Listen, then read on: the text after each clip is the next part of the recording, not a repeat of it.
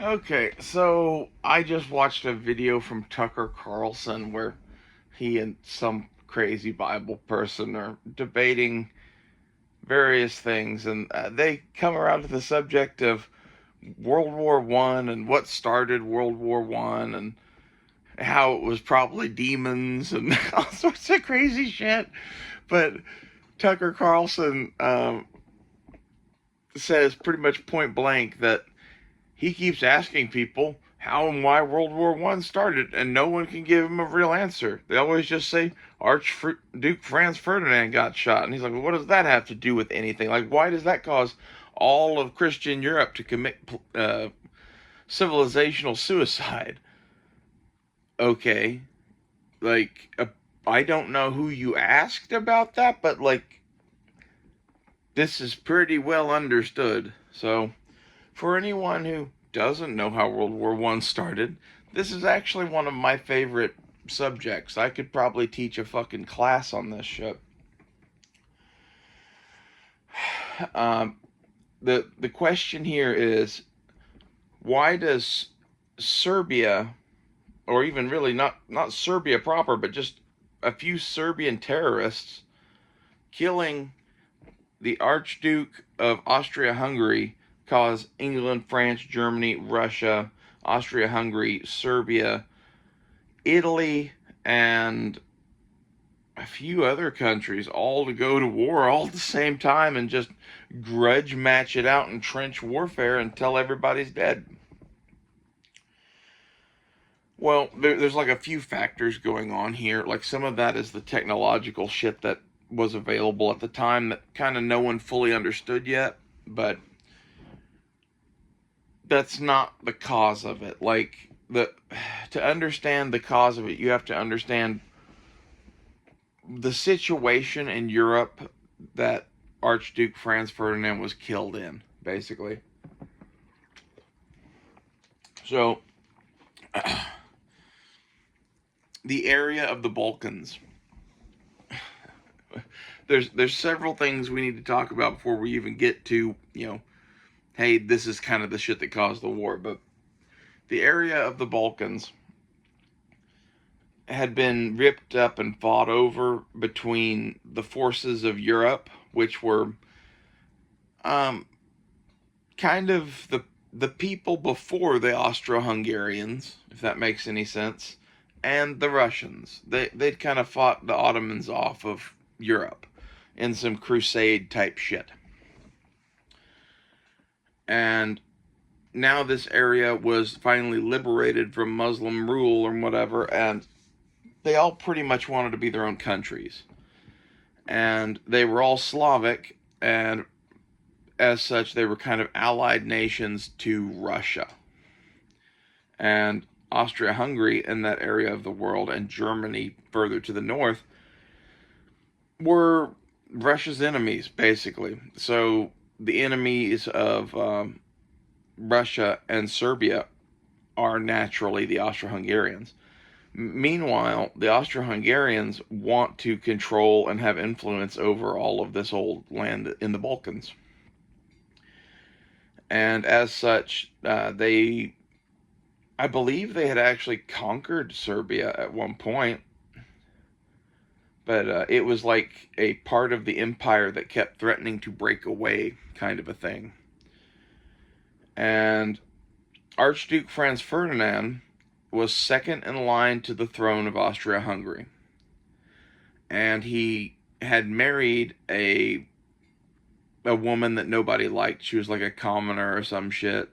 And as a result, his children were not to be in the line of succession. So then I forget the guy's name, but he was the last ruler of Austria-Hungary. He was one of Franz Joseph's other nephews or whatever. He was third in line to the throne. So Franz Joseph is like 80 years old. That's the Emperor of Austria-Hungary. And the second in line to the throne is now being killed by these people. So it's like you have a fucking ancient ass emperor who's about to die, And the dude who is supposed to lead the empire for the next probably 20, 30 years is getting capped by Serbians. Now, add into this that Archduke Franz Ferdinand was the person in Austria that wanted to help Serbia liberalize the way that Austria-Hungary was handling their relations with Serbia, give them basically freedom. Like, he was the one that, like, of all the people in the room, he wanted to handle the Serbian situation the best. All the rest of the people in Austria-Hungary pretty much thought that, like, we should just, go down there with a bunch of soldiers and kill them all. So it's not just that they killed a potential future leader. It's of all the voices in the room about whether or not they should have a war with Serbia, they killed the only one that was saying, no, let's fucking negotiate this out. We can all live together. He was a very pro-Serbian voice in that world. And now add into this, the situation in the rest of Europe was such that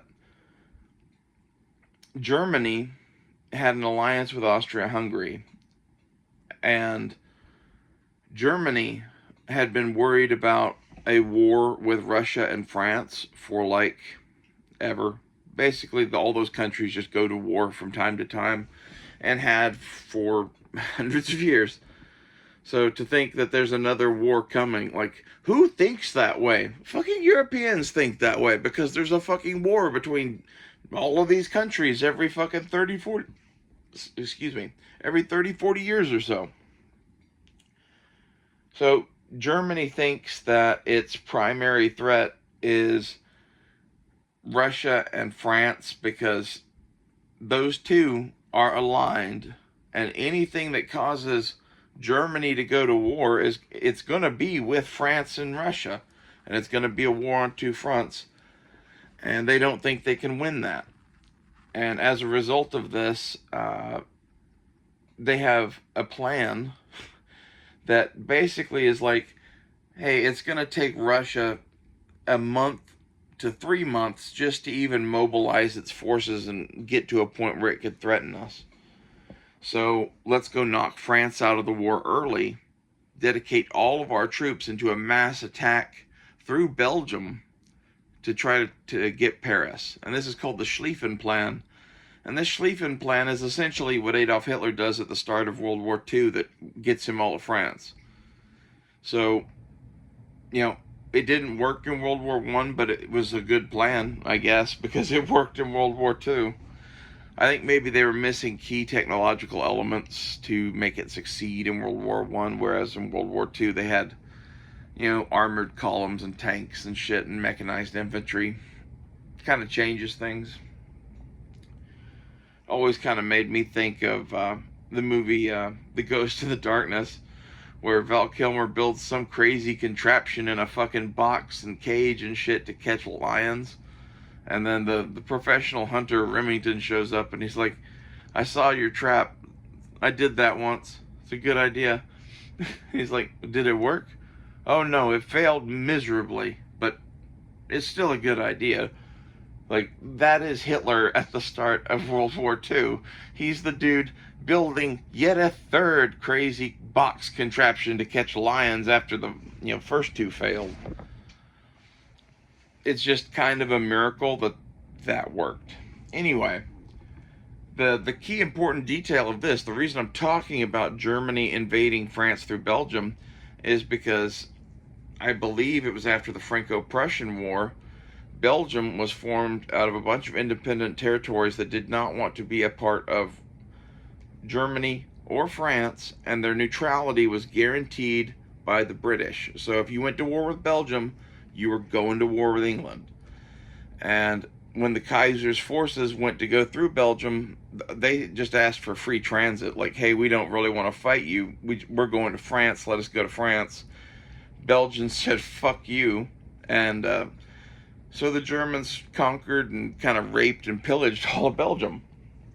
Well, they did that assuming, The British say a lot of shit, but I doubt they'd actually go to war with us over Belgium. Well, they were wrong. The British 100% did.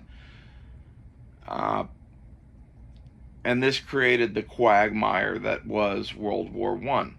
Now, the interesting part of this, the real cause of why Archduke Franz Ferdinand getting shot caused all of this craziness, in my opinion, I think it has to do with Queen Victoria dying. Queen Victoria died around 1900. I forget the exact year. It was either 1900 or 1901. And what does Queen Victoria have to do with all this? Well, the leaders of Russia, Germany, and England, Russia, Germany, and England were all cousins, and they were all grandchildren of Queen Victoria. These people knew each other. They'd had family dinners with each other. And in years prior, if France and Russia or Germany or whoever started butting heads, having grandma able to sit down with Willie and Georgie and calm down the situation, I think made this situation worse, because they had butted heads and whatever in the past, and grandma made them behave. And eventually the bitch is fucking dead, and you don't have to care what she thinks anymore. And I think that's some of what we're seeing, what we saw in World War I between Germany, Russia, and England. Austria-Hungary was interrelated into that whole world of European royalty, like they were distant relatives or whatever. But the thing you need to understand is that Russia's emperor, Germany's czar, and the king of England were fucking cousins that all had the same fucking grandma. They knew each other. And as soon as Queen Victoria died, Germany started building up a fucking navy and taking over colonies in Africa and shit. And all of that was because the Kaiser Wilhelm, was jealous of George V's colonial empire and naval presence. So he wanted his own navy to be great, and he wanted to start getting colonies. Well, the English take this as a fucking complete and total threat, because why is he building a navy? Why is he fighting for colonies in Africa? The only reason why he'd be building a navy is because he's coming for us, and he's fucking in Africa to try to fuck with our sugar plantations and whatever else they had fucking going on in Africa, right? And this is just how they thought. In reality, Kaiser Wilhelm was very envious of the empire and whatever, but he wasn't wanting to take over all of England's assets. He wasn't going to go invade India, for example, or South Africa. He was just trying to make his own thing. But the English were so fucking petty and jealous that they assumed that the only reason why you would do such things was because you wanted to rule the world. And kind of this misunderstanding created a situation in Europe to where there was gonna be war. It wasn't if, it was when. Archduke Franz Ferdinand getting shot was just the final straw on the roof that made the roof cave in. It could have been anything, man. The real situation and issue is this system of alliances mixed with this whole all of these countries are run by cousins, and grandma's dead now, and now they've got some kind of grudges and beefs with one another that they've been holding back on for 20 years, waiting for fucking the bitch to die so that they can do whatever they want without having to hear about it from grandma. Because that's the only, they feel no loyalty, family attachment, or whatever to these people. They just shared a grandma, and now that fucker's dead, and they can go do whatever they want.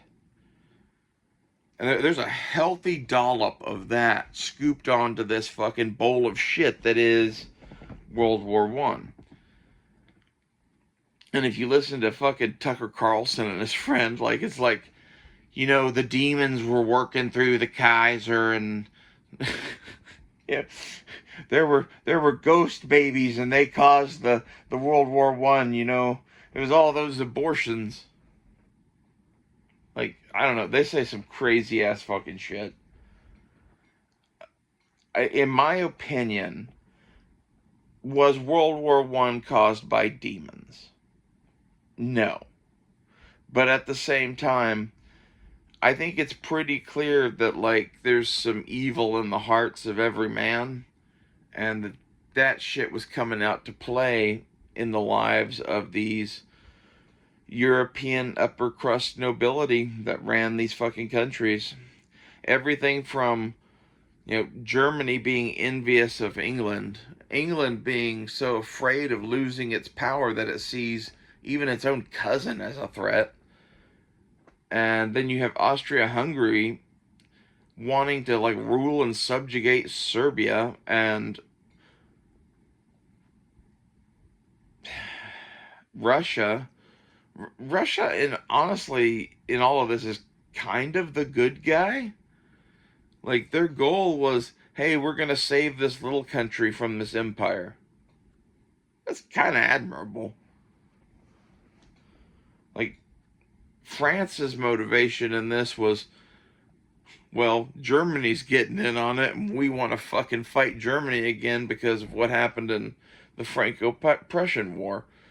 Basically, there's this strip of France that's called Alsace-Lorraine that they lost in the Franco-Prussian War to Germany, and they wanted it back.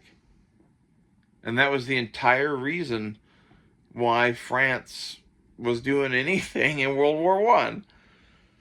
They were allied with Russia, and Russia went to war, but, like, this is one of those things where none of these alliances are alliances where, like, they're drawn in blood, and if you break your oath, you'll poof into 1,000 flames.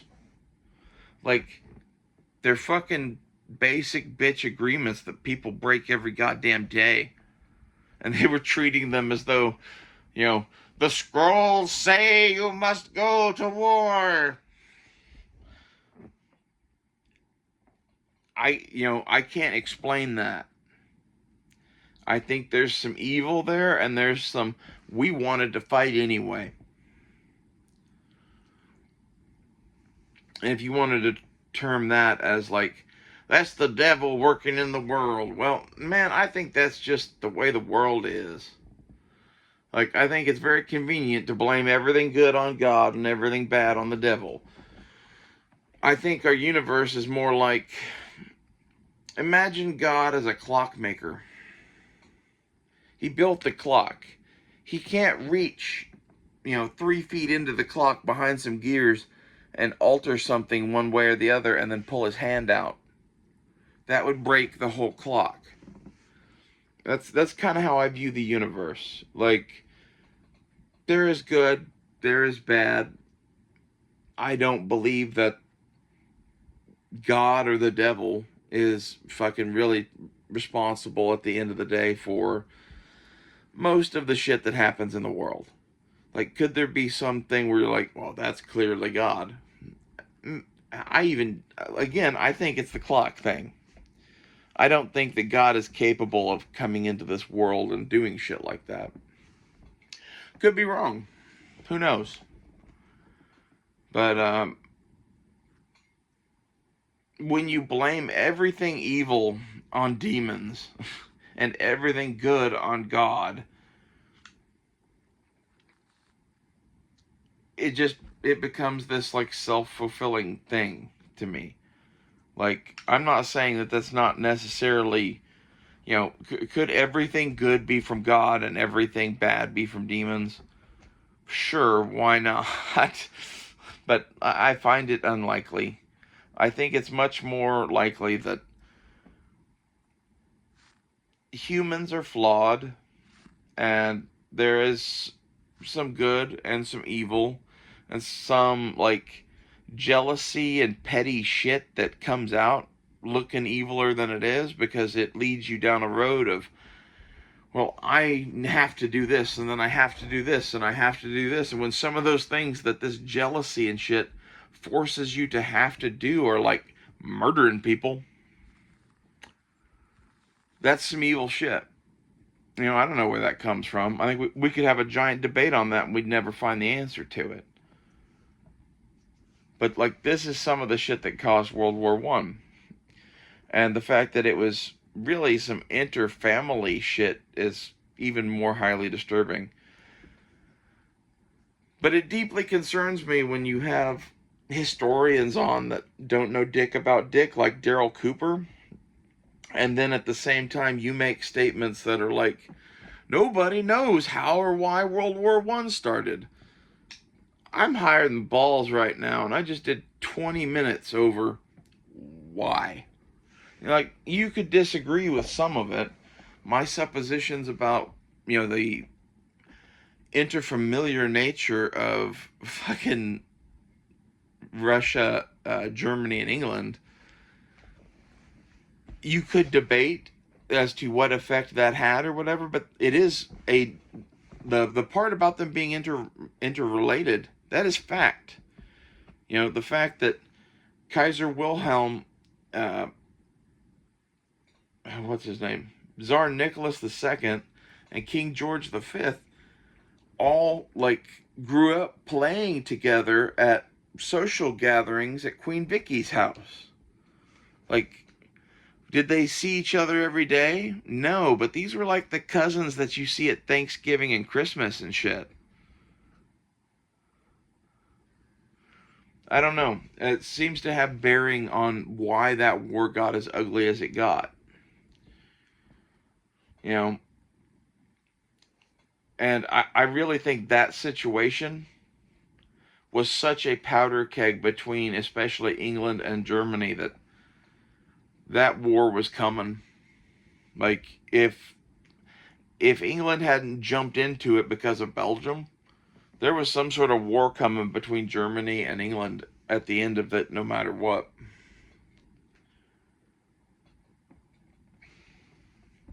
I find it interesting to study how World War II and World War I both started, because they're kind of very, very different situations, and yet the entire world went to pot in both of them.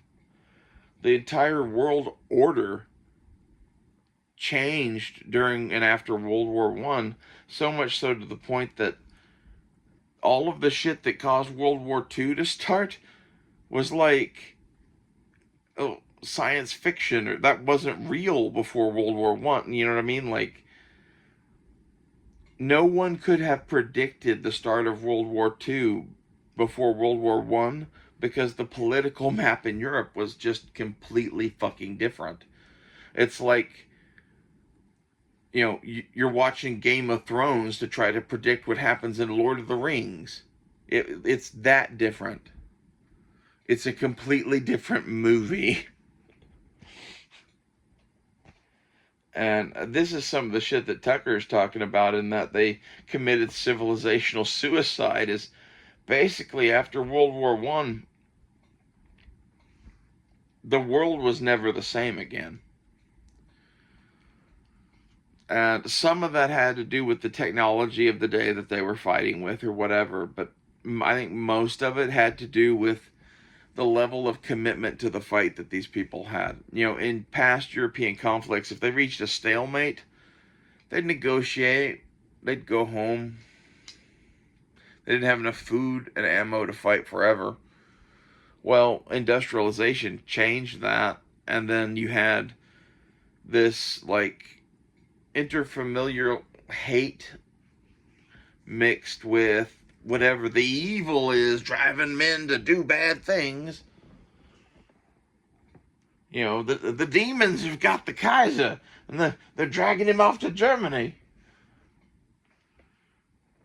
Whatever it is Tucker Carlson believes. Anyway, all of that shit kind of put in a blender makes what happened at World War One. It was just a giant fucking powder keg for like 1,000 reasons. And I hit some of the major ones in this, but like there's more. You could probably do a whole, like, I don't know, multi-hundred part series on World War One, why it happened, what happened, and all the history therein. Like, I know there's that show called The Great War, where basically they go through the fucking current events of the day, one by one, day by day, throughout the whole war. You know, if somebody can do that about World War One, like, I'm not going to be able to cover everything in 20 minutes. But just the idea that Tucker Carlson thinks that no historian could possibly know how or why World War One started. That's just like so fucking stupid. And this is the same dude that like had Daryl Cooper on talking about how because Winston Churchill didn't appease Adolf Hitler in World War II, he's to blame for all of the deaths. Like, hot take. The same Daryl Cooper who, when Tucker Carlson asked him, well, why would Winston Churchill do that? He smiled like a Cheshire cat, and then about a minute and 30 seconds later revealed why he smiled like that to be because the thought that went through his head was, try not to say the Jews. Like, about a minute and a half after the fucking Cheshire Cat smile, he goes on this tirade about Winston Churchill being indebted to Jewish bankers in the 1930s or some shit. Like,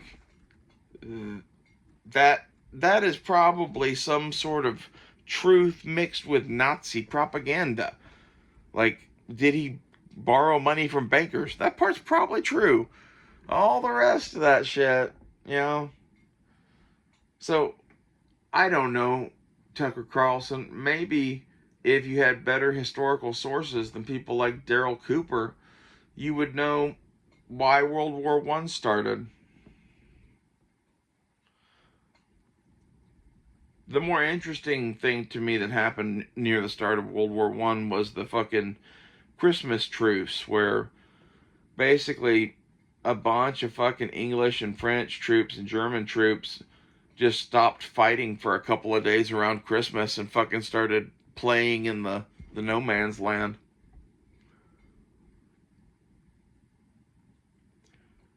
Like, that showed how basically the everyman that was there as a soldier did not want that war to happen at all.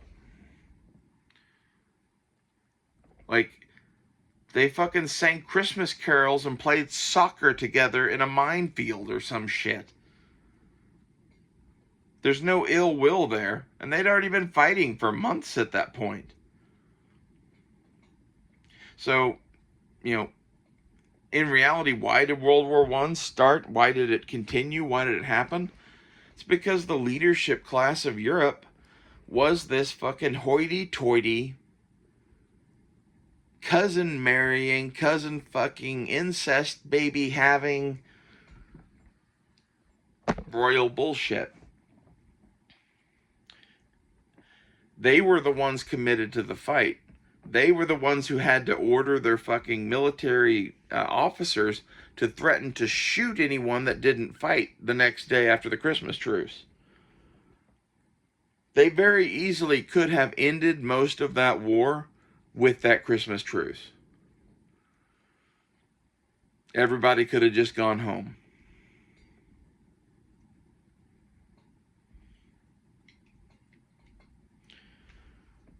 So, like, if you want to know, like, was there evil there? Yeah, I think there was some fucking evil there. I don't think it was demons or whatever fucking controlling the minds of all of these people or whatever it is you think, man. I'm sure I'm going to hear about the Christian perspective on this from Schaeff or some shit, but, I'm not saying that there isn't, like, a demonic realm or whatever. All I'm saying is, I don't think you can blame every fucking world event on God or the devil. Some things just fucking happen, and it's one of those things that, like, 1,000 things came together to cause what happened in World War One. The same way that 1,000 things are coming together now to cause this second American Civil War or whatever is happening. I hate to define it as a second American Civil War. Like, the end result of this period of chaos could be us going to war with China. It could be us destabilizing to the point that China becomes the premier world power. Select your fucking horrible options and natural disasters menu. That's how I feel, anyway. We're loading the DVD menu of fucking how do you want to destroy the planet.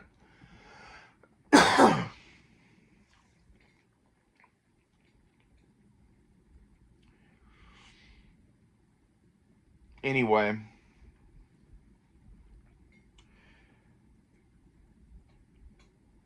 all of the people that are saying, no, there isn't going to be a civil war, people are lazy or whatever. Like, when World War One started, some of these men had to be fucking, like, whipped to get them off their asses to get them to fight. Especially at that Christmas truce thing. Like, it's one thing to, be marched all the way to France from England and told to go shoot at those guys over there who you never met before. It's another thing to meet them for 2 days during some sort of fucking Christmas party and then be expected to shoot at them again. And that is how committed to the fight they were.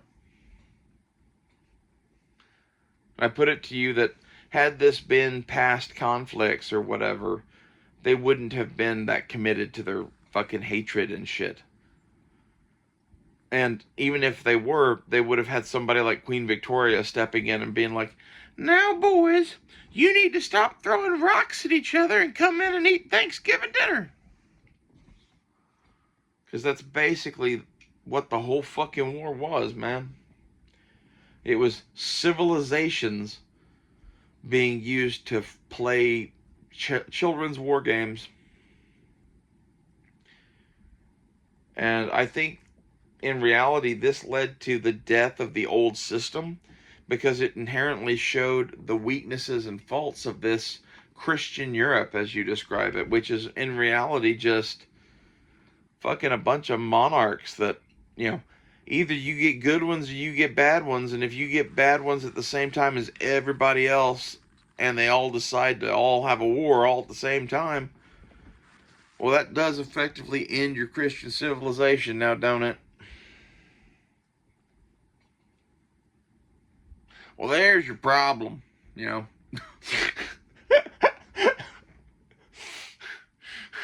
It's that fucking extra hole in your head, man.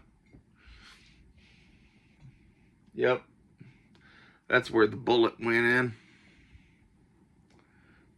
It's my best Dale Gribble voice.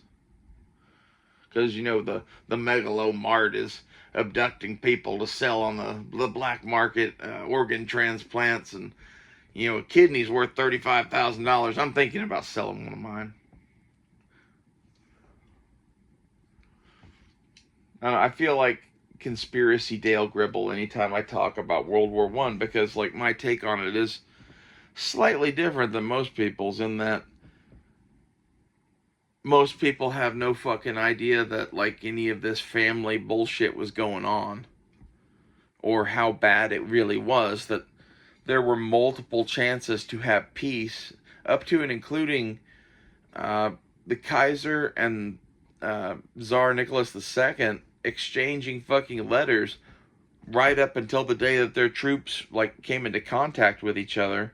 And basically they kind of talked circles around each other and talked past each other, and then it was like one of their messages was late, and then the other one's message was late, and then another message was late, and by the time the third message was late, their troops were shooting at each other, and they couldn't be called off. So there's some element of that to this too, where like if these two men had been able to sit down at a table and talk, maybe this wouldn't have happened. And I think that's one of the big takeaways to have of World War One is that they stopped being reasonable and they stopped talking to one another because they'd had enough. Sometimes enough is enough. And I see that having direct applications to our current situation.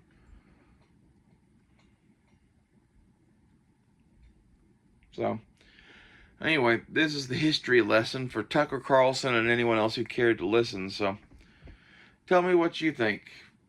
Am I right about World War One, or how wrong am I?